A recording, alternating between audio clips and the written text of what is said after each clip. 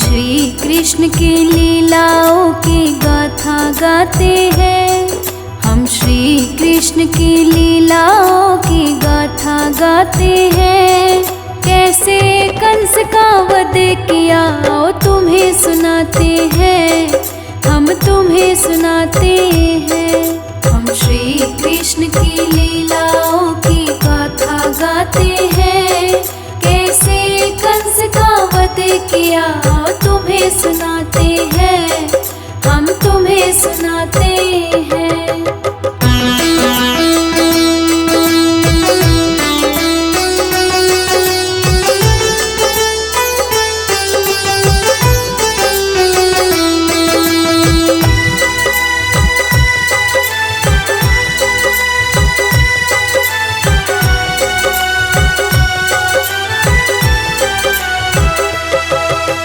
कृष्ण कन्हैया के जन्म लेने का कारण था धरती पर धर्म को पुनः स्थापित करना था। कंस नाम का राजा बहुत निर्दयी हो चुका था। प्रजा के लिए वो अत्याचारी हो चुका था।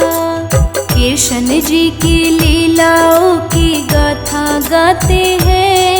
हम कृष्ण जी की लीलाओं की गाथा गाते हैं। हम कृष्ण जी की महिमा की कथा सुनाते हैं, हम कथा सुनाते हैं।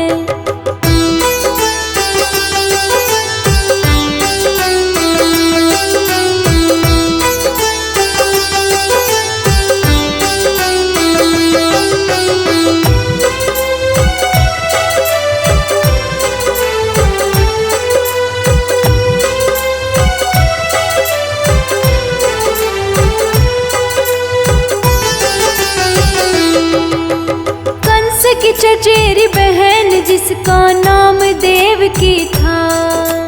कंस देवकी को बहुत प्यार करता था। कंस ने जब देवकी का विवाह किया, देवकी के विदा होने का अफसोस किया। कृष्ण जी की लीलाओं की गाथा गाते हैं। हम कृष्ण जी की लीलाओं की गाथा गाते हैं। हम कृष्ण जी की महिमा की कथा सुनाते हैं, हम कथा सुनाते हैं।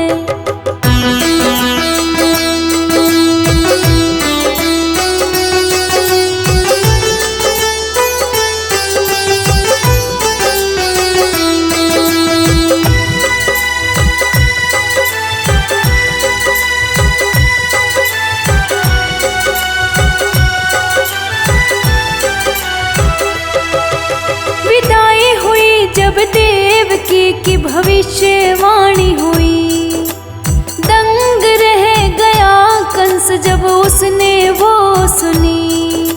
बताया कि जिस बहना को वो प्रेम करता है, जिसके ऊपर वो जी जान से मरता है। कृष्ण जी की लीलाओं की गाथा गाते हैं। हम कृष्ण जी की लीलाओं की गाथा गाते हैं। हम कृष्ण जी की महिमा की कथा सुनाते हैं, हम कथा सुनाते हैं।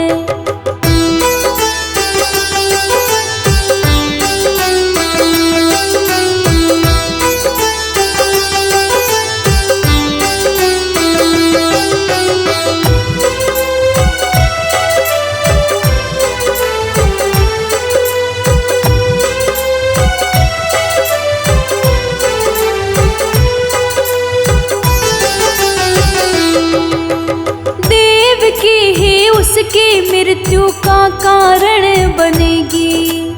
उसी की 8वीं संतान उसका वध करेगी। इतना सुनकर कंस ने पहरेदार बुला लिए और देवकी वासुदेव कारागार में बंद किए। कृष्ण जी की लीलाओं की गाते हैं। हम कृष्ण जी की लीलाओं की गाथा गाते हैं। हम कृष्ण जी की महिमा की कथा सुनाते हैं। हम कथा सुनाते हैं।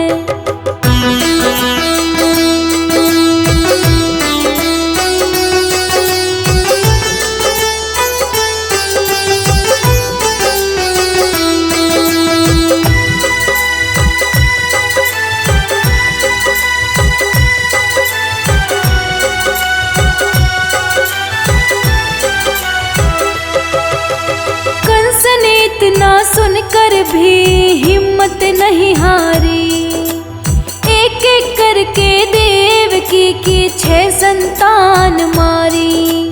जब गर्भ में 7वीं संतान आई, योग माया से रोहिणी के गर्भ में पहुंचाई। कृष्ण जी की लीलाओं की गाथा गाते हैं। हम कृष्ण जी की लीलाओं की गाथा गाते हैं। हम कृष्ण जी की महिमा की कथा सुनाते हैं।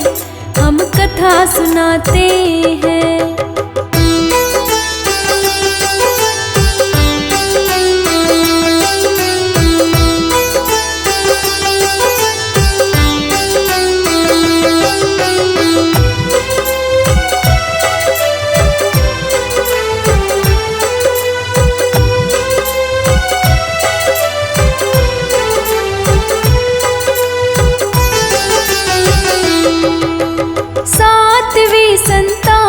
उनकी वो बलराम था।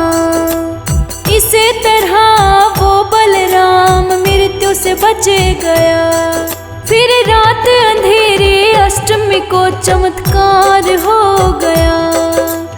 कारागार में उजाला हो गया। कृष्ण जी की लीलाओं की गाथा गाते हैं। हम कृष्ण जी की लीलाओं की गाथा गाते हैं। हम कृष्ण जी की महिमा की कथा सुनाते हैं। हम कथा सुनाते हैं।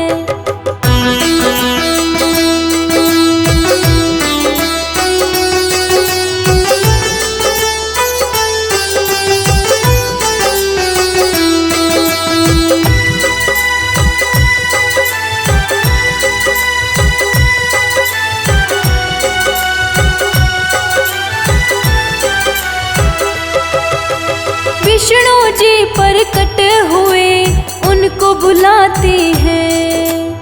8वीं संतान के बारे में उन्हें समझाते हैं। विष्णु जी ने एक बालक का रूप धारण किया और बालक को गोकुल छोड़ने का निर्देश दिया। कृष्ण जी की लीलाओं की गाथा गाते हैं। हम कृष्ण जी की लीलाओं की गाथा गाते हैं। हम कृष्ण जी की महिमा की कथा सुनाते हैं। हम कथा सुनाते हैं।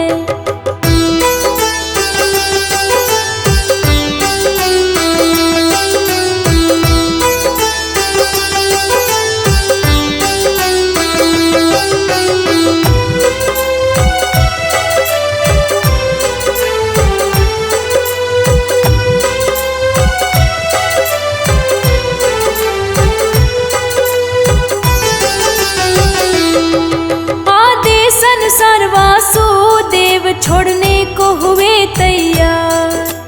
कारागार के अपने आप खुल गए दरबार।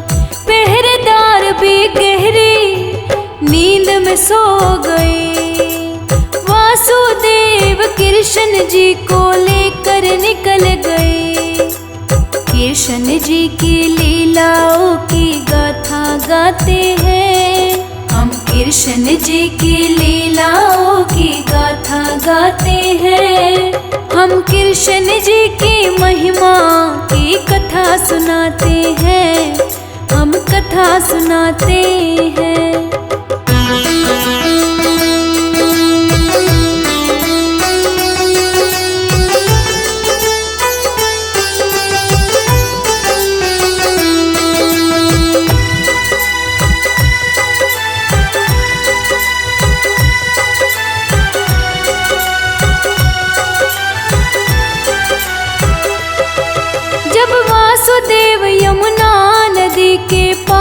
जा पहुँचे।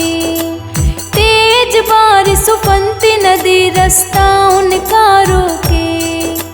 शेषनाग अपने फनों से रक्षा करते हैं।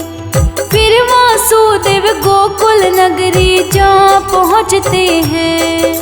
कृष्ण जी की लीलाओं की गाथा गाते हैं। हम कृष्ण जी की लीलाओं की गाथा गाते हैं।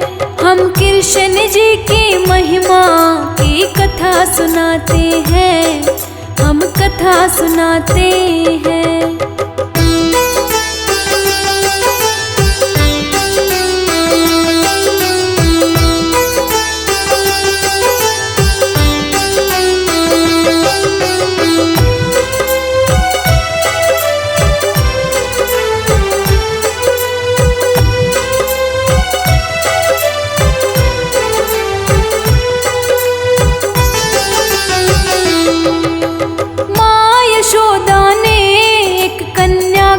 जन्म दिया वासुदेव ने चुपके से बालक को बदल दिया।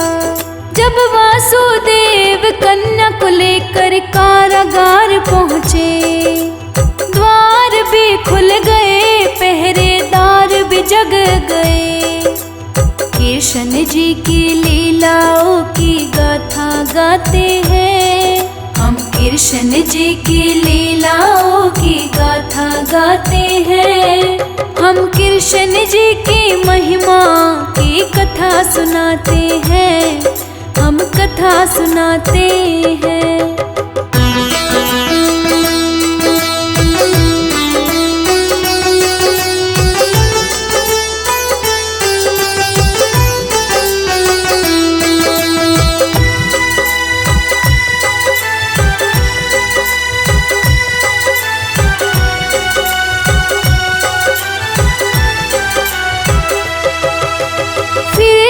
ने कन्या को वासुदेव से छीन लिया।